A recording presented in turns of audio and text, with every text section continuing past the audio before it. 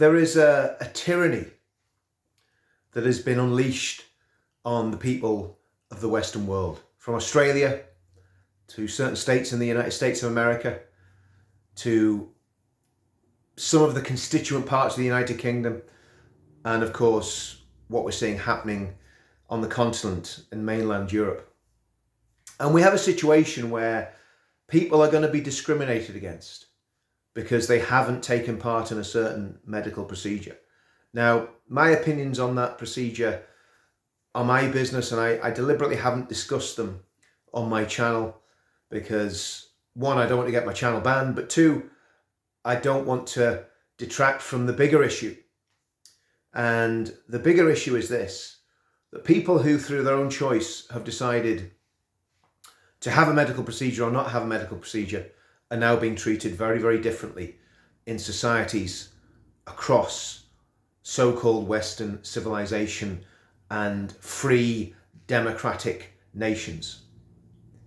In Northern Ireland, there is very, very soon going to be a passport system. And if you don't qualify for one of these passports by having this medical procedure, you won't be able to go to the pub, you won't be able to go to the cinema, you won't be able to go to coffee shops.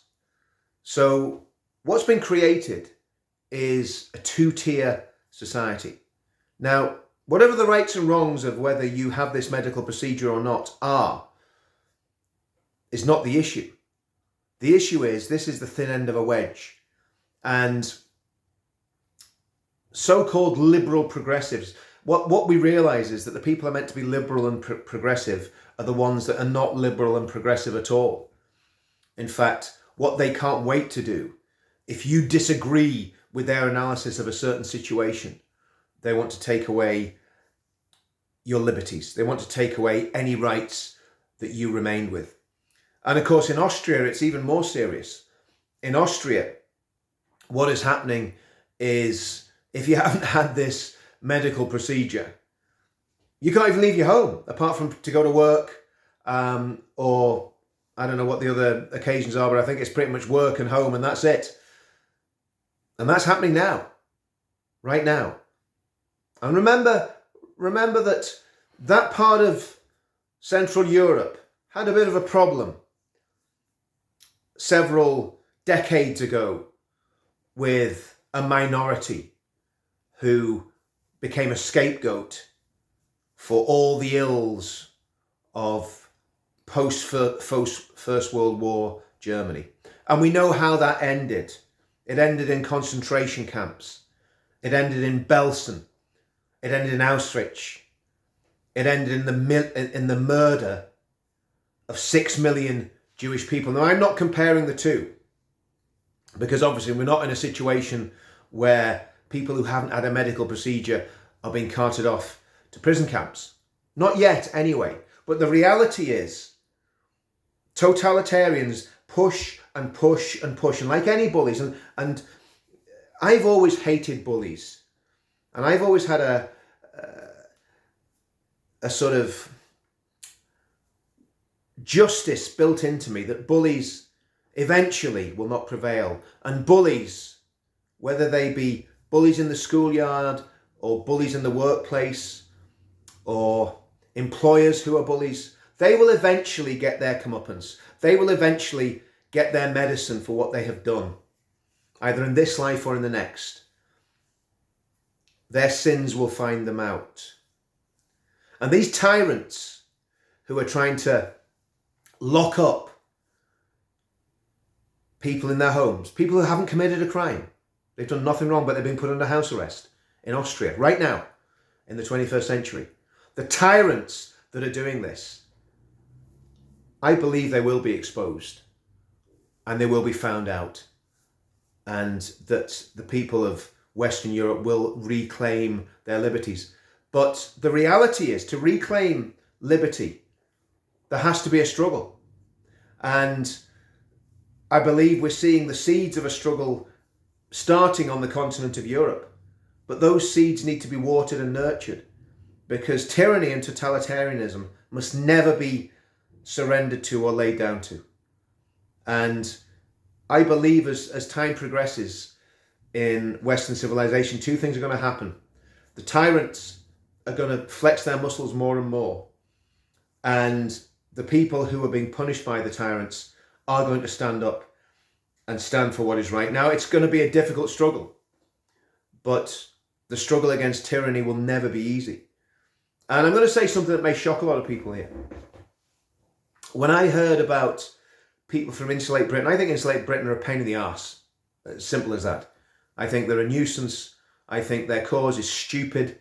And I think they are individuals that when they block roads, they need to be unceremoniously dumped off the road and moved to one side, using whatever legal means you can do to do that. So I want to say that first of all.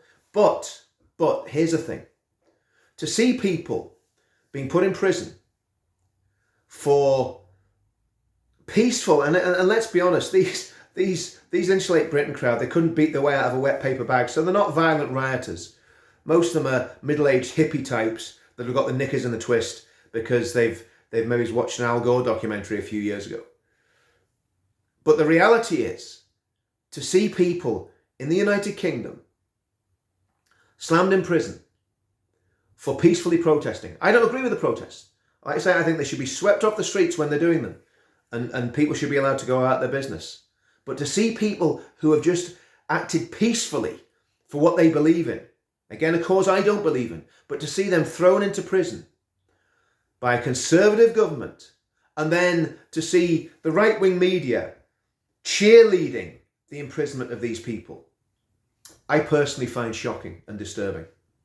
You might not agree with me. I don't care. When I come on my channel, I tell you what I think. And if you don't like it, as many of you know, I don't give two hoots. So that has disturbed me a great deal, because if that weapon can be used against the Insulate Britain crowd, who, let's be honest, there's a great deal of sympathy within Boris's government and probably within Boris's household for Insulate Britain and Extinction Rebellion. And that's probably why they haven't been treated severely in the past.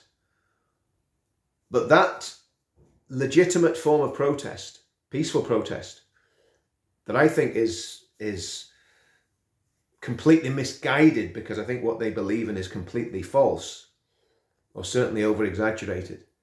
But to see those people put in prison, and again hit with the contempt of court thing, I find extremely troubling. And then when we look at what's happening with the internet harms legislation, we look at what will happen with this craziness about net zero.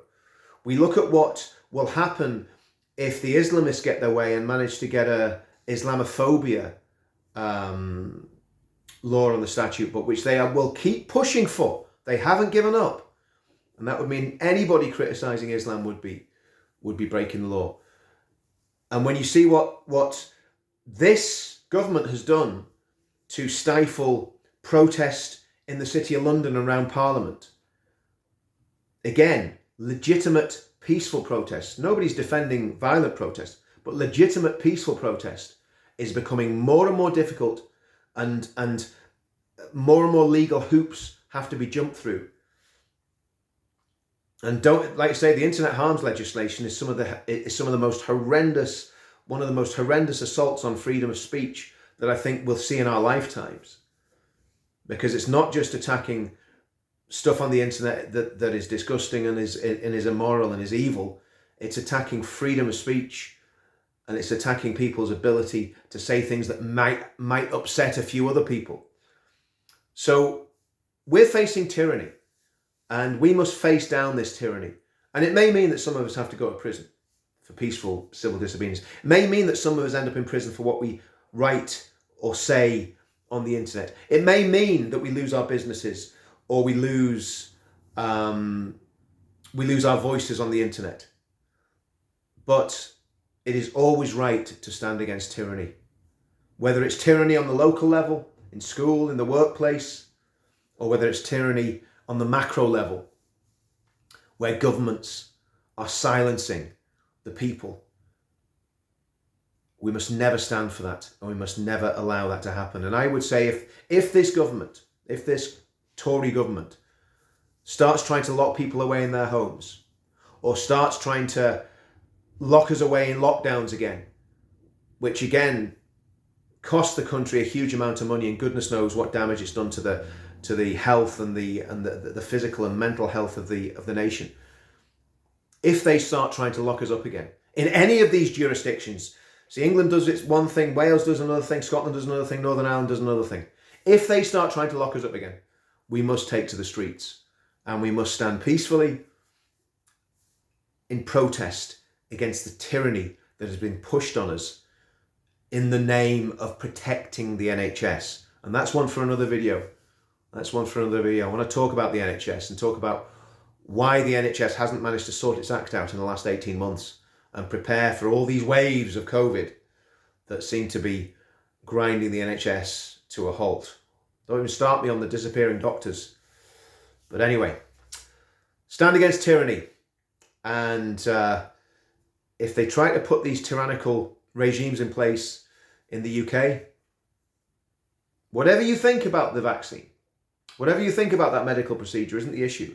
The issue is the assault on civil liberties and freedoms, fundamental freedoms that are being pushed on people in the name of protecting the health service.